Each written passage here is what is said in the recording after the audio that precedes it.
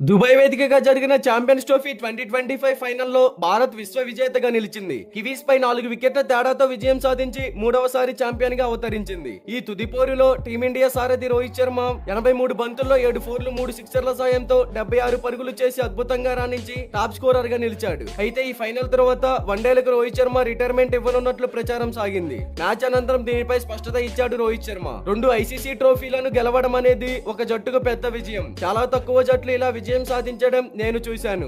ఇక్కడికి వచ్చిన తర్వాత బాగా సన్నద్ధమైన మా ముందున్న సవాల్ను ఎదుర్కొని ఆడడం చాలా ముఖ్యం. మేము పరిస్థితులను అర్థం చేసుకొని ఉపయోగించుకున్నాం, టైటిల్ ను సాధించాం అని రోహిత్ శర్మ అన్నాడు. భవిష్యత్తు ప్రణాళికలు ఏమైనా ఉన్నాయా అని అడిగిన ప్రశ్నకు రోహిత్ కూడా సమాధానం ఇచ్చాడు. భవిష్యత్తు గురించి తనకు ఎలాంటి ప్రణాళికలు లేవని పేర్కొన్నాడు. నాకు భవిష్యత్తు గురించి ఎలాంటి ప్రణాళికలు లేవు, జరగాల్సింది అదే జరుగుతుంది. నేనైతే ఈ ఫార్మేట్ కు రిటైర్మెంట్ ప్రకటించట్లేదు. నా రిటైర్మెంట్ గురించి ఎలాంటి ప్రచారం చేయవద్దు అని చెప్పుకొచ్చాడు.